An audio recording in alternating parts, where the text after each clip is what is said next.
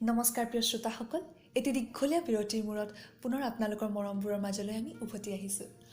যিহেতু ফাগুন মাহ প্ৰেমৰ ৰঙা আবিৰে ৰাঙলী কৰা এটি মাহ, আৰু এই সময়ছোৱাক আৰু বিশেষ আৰু মধুৰ কৰি তুলিবলৈ আমি আপোনালোকলৈ লৈ আনিছোঁ এটি নতুন লেখনি।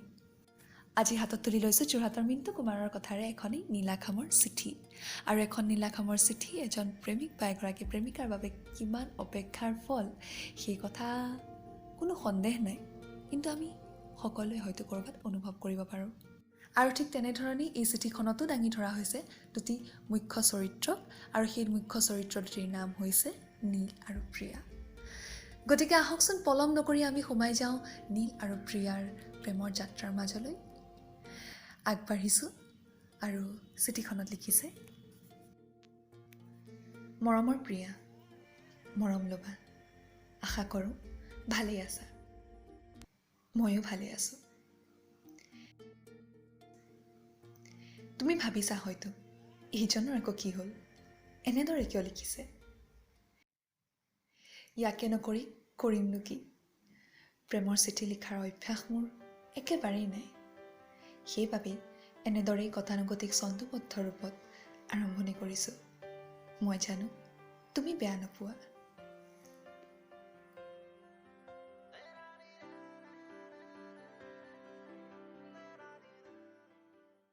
অ'কে, চ' এইখিনিতে আমি এটা কথা অনুমান কৰিব পাৰিছোঁ যে নীল এজন খুব চিম্পল ল'ৰা, যোনে নিজৰ মনৰ অনুভৱ, নিজৰ মনৰ ভাৱধাৰাসমূহ প্ৰকাশ কৰিবলৈ মাত্ৰ কেইটামান সাধাৰণ শব্দৰ সহায় লয়, আৰু ঠিক তেনেধৰণেই তেখেতে আৰম্ভণি কৰিবলৈ চেষ্টা কৰিছে এই চিঠিখন।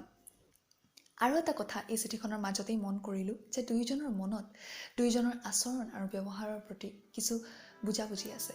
আৰু এটা কথা ময়ো বিশ্বাস কৰোঁ যে এটা সম্পৰ্কত যদি ব্যৱহাৰ আৰু আচৰণৰ প্ৰতি বুজাবুজি থাকে, তেতিয়াহ'লে সেই সম্পৰ্কৰ গাম্ভীৰ্যতা আৰু অলপ বাঢ়ি যায়। আৰু সেইবাবেই হয়তো সেই বুজাবুজিৰ বাবেই নীলে এটা কথা বিশ্বাস ৰাখিব পাৰিছে যে তেখেতে ব্যৱহাৰ কৰা এনেধৰণৰ সাধাৰণ প্ৰকাশভংগীৰ বাবে তেখেতৰ প্ৰেয়সীগৰাকী তেখেতক বেয়া নাপায় বা তেখেতৰ সৈতে অভিমান নকৰে। গতিকে ইয়াৰ পাছলৈ নীলে নিজৰ মনৰ কথাবোৰ কেনেধৰণে প্ৰকাশ কৰিছে সেই কথা জানিবলৈ আমি আৰু অলপ এই চিঠিখনৰ মাজলৈ সোমাই যাব লাগিব। গতিকে আহকচোন এই চিঠিখনত আগলৈ কি লিখা আছে আমি অলপ পঢ়ি চাওঁ। আগলৈ লিখিছে, কি হ'ল তোমাৰ? ইমান দিন লগ ধৰিবলৈ অহা নাই যে? যেতিয়া মই বিচৰা নাছিলোঁ তেতিয়া সঘনাই লগ কৰিবলৈ আহিছিলা, মোৰ লগত কথা পাতিছিলা, আৰু এতিয়া মই তোমাৰ লগত কথা পাতি ভাল পোৱা হ'লোঁ। ক্ষন্তেকৰভাৱে হ'লেও তোমাৰ সান্নিধ্য বিচাৰোঁ, কিন্তু তোমাৰ এতিয়া লগ কৰিবলৈও সময় নাই। বেয়া পাই আছা নেকি? নে এয়া তোমাৰ অভিমান বুলি ভাবি লওঁ? তুমি বেয়া পোৱা কাম কৰা দেখোন মোৰ মনতেই নপৰে। হয়তো তেতিয়া কৰিছিলোঁ চাগে, যেতিয়া তুমি মোৰ নিচেই কাষত আছিলা।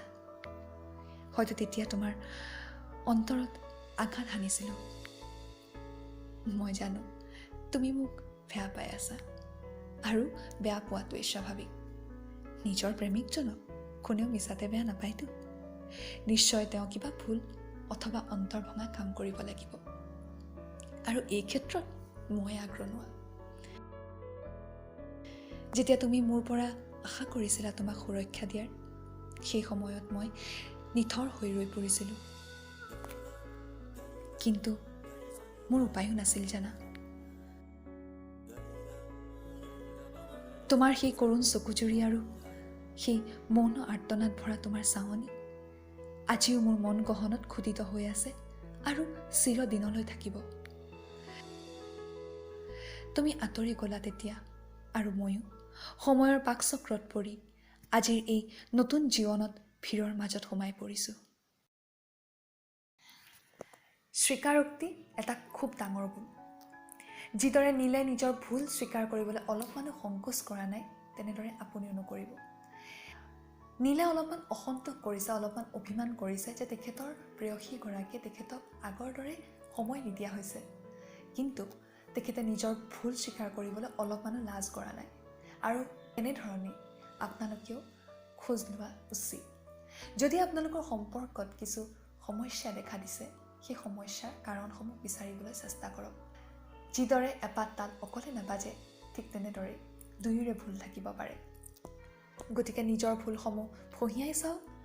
যেতিয়া নিজৰ ভুলটো বুজিব, নিজে আগবাঢ়ি আহক, নিজৰ ভুলটো স্বীকাৰ কৰক আৰু নিঃসন্দেহে আপোনাৰ সম্পৰ্কটি আৰু অলপ গভীৰ হৈ উঠিব। আৰু ইয়াৰ পাছত নীলে নিজৰ কথাবোৰ কেনেধৰণে প্ৰকাশ কৰিছে, নীলৰ মনত কেনেধৰণে কথাবোৰে পাক লৈছে, সেই কথা জানিবলৈ আমি সোমাই যাব লাগিব চিঠিখনৰ মাজলৈ। গতিকে বলকচোন চিঠিখনত আগলৈ কি লিখা আছে আমি পঢ়ি চাওঁ। আগলৈ লিখিছে, আজি বহুদিন হ'ল তুমি মোক লগ নকৰা।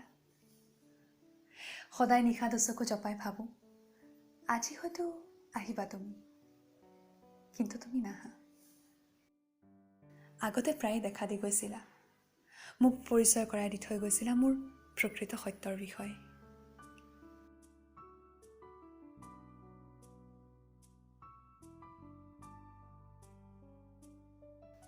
মই জানো এইটো জনমতো তুমি মোৰ নোহোৱা, কিন্তু মোৰ কোনো আক্ষেপ নাই জানা, কিয়নো মই জানো কায়িকভাৱে তুমি হয়তো মোৰ সৈতে নাই, কিন্তু প্ৰতিপল মই অনুভৱ কৰোঁ তোমাৰ আত্মিক স্পৰ্শ।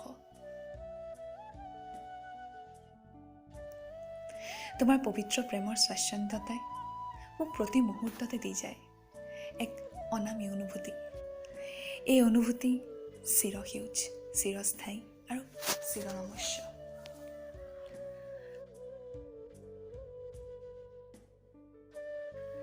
সমাজে হয়তো মোক মানসিকভাৱে বাধাগ্ৰস্ত বুলিয়েই ভাবিব, আৰু নাভাবিবনো কিয়? কাৰণ সমাজৰ এচামে এতিয়াও কায়িক শাৰীৰিক প্ৰেমকে যে ভাবি লয় প্ৰেমৰ অন্তহীন সংজ্ঞা।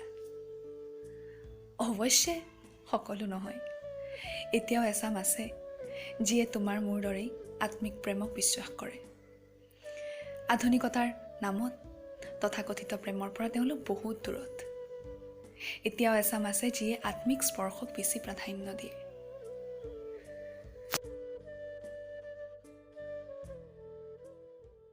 এটা খুব গুৰুত্বপূৰ্ণ কথা এই চিঠিখনৰ মাজেদি প্ৰকাশ পাইছে, মনৰ সম্পৰ্কৰ বিষয়ে।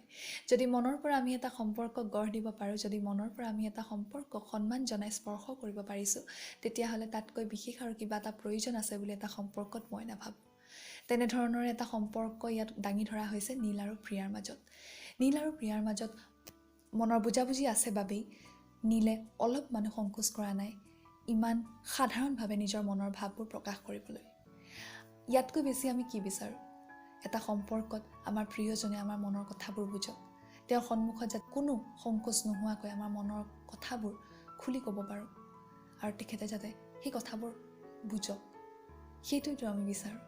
আৰু তেনেধৰণৰ এটা পৰিৱেশ তেওঁলোকৰ মাজত গঢ় দিছে তেওঁলোকে, আৰু সেইবাবেই আজি এই চিঠিখনৰ আপুনি শ্ৰোতা আৰু মই পাঠক।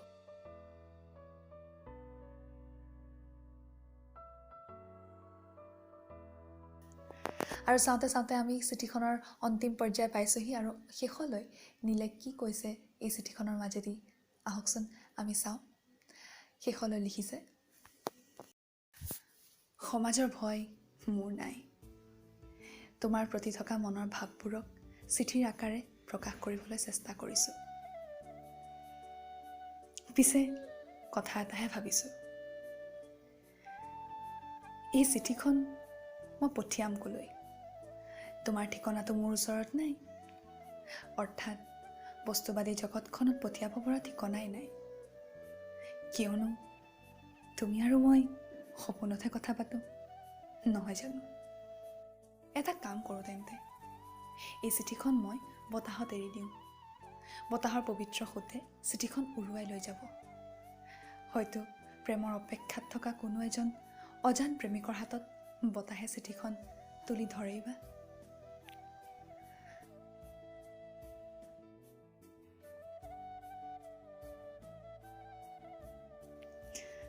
বহুত লিখিলোঁ, ইমানখিনি লিখিম বুলি ভবাই নাছিলোঁ। আজিলৈ ইমানেই। শুৱলা ভাষা ব্যৱহাৰ কৰিব নাজানো বাবেই মনৰ কথাবোৰ স্বাভাৱিকভাৱেই এনেদৰে প্ৰকাশ কৰিছোঁ। তোমালৈ লিখিছোঁ যেতিয়া তুমি বুজি পাবাই। কুশলে থাকা, ভালে থাকা। শেষত এটাই অনুৰোধ জনাব বিচাৰোঁ যে আহিবাচোন পুনৰ এদিন সপোনত, কথা পাতিম তুমি আৰু মই। মৌন নিশাৰ মৌন কথাবাৰ্তাৰ মাজত মাথো গুঞ্জৰিত হ'ব তোমাৰ আৰু মোৰ মৌন অনুভূতি। ইতি নীল, তোমাৰ জন্ম জন্মান্তৰৰ প্ৰেমিক। চ' এট দি এণ্ড মিণ্টু কুমাৰে আনি পেলাই আমাৰ সন্মুখত ৰাখি দিছে এটা সাংঘাতিক ধৰণৰ ছাৰপ্ৰাইজিং এলিমেণ্ট। এই চিঠিখনৰ আৰম্ভণিতে নীলে অভিমান কৰিছে যে তেখেতৰ প্ৰেয়সীগৰাকী তেখেতক আগৰ দৰে সময় নিদিয়ে। কিন্তু এই কথাৰ আঁৰত থকা কাৰণটো কি, সেই কথাকে প্ৰকাশ কৰিছে এই ছাৰপ্ৰাইজিং এলিমেণ্টটোৱে। আমি সকলোৱে নিজৰ মনত একোজন বিশেষ ব্যক্তিত্বৰ গৰাকীক সাজি ৰাখোঁ, যাৰ সৈতে আমি কিছু সময় কটাব বিচাৰোঁ, যাৰ সৈতে আমি বহু কথা পাতিব বিচাৰোঁ, যাৰ সন্মুখত আমি আমাৰ অনুভৱসমূহক নিৰাপদ কৰি ৰাখিব বিচাৰোঁ, যাক আমি আমাৰ সংগীৰ ৰূপত বিচাৰোঁ, কিন্তু যাৰ ঠিকনা আমি কোনোদিনেই বিচাৰি নাপাওঁ। ঠিক তেনেধৰণৰ এটা সম্পৰ্ক ইয়াত উপস্থাপন কৰা হৈছে নীল আৰু প্ৰিয়াৰ মাজত। প্ৰিয়া হৈছে নীলৰ সপোনৰ প্ৰেমিকা, যাক নীলে ভাল পাব পাৰে কোনো চুক্তি নোহোৱাকৈ, যাক নীলে ভাল পাব পাৰে কোনো সীমা নোহোৱাকৈ, যাৰ ঠিকনা নীলে আজিও দিঠকত বিচাৰি ফুৰিছে, যাৰ সন্মুখত নীলৰ প্ৰতিটো অভিমান, প্ৰতিটো আপত্তি, প্ৰতিটো আৱেগ নিৰাপদ যেন নীলে অনুভৱ কৰে। সঁচাকৈ এটি নাকচ কৰিব নোৱাৰা সত্য। দিঠকৰ জগতখনত নহ'লেও জীৱনৰ কোনো এক ক্ষণত কাল্পনিকভাৱে হ'লেও অনুভৱৰ কাঠগড়াত আমি সকলোবোৰেই একোজন প্ৰেমিকৰ ভূমিকা পালন কৰি আছোঁ। আৰু সেই কল্পনা জগতৰ সম্পৰ্কটিক, যি সম্পৰ্ক আমাৰ সকলোৰে মনত বিৰাজমান কৰি আছে, সেই সম্পৰ্কটিক মাত্ৰ কেইটামান কথাৰে মিণ্টু কুমাৰে ইমান সুন্দৰকৈ উপস্থাপন কৰিছে যে এই চিঠিখন পঢ়াৰ পাছত মই ব্যক্তিগতভাৱে এটা কানেকশ্যন ফিল কৰিছোঁ। আৰু এই কানেকশ্যনটো ফিল কৰাৰ পাছত মোৰ ওচৰত ক'বলগীয়া মাত্ৰ এটাই শব্দ আছে, স্পীচলেছ। আৰু ইমানতে আজি অন্ত পৰিছে এই চিঠিখনৰ। আশা কৰিছোঁ আপোনালোকে সকলোৱে শুনি ভাল পালে।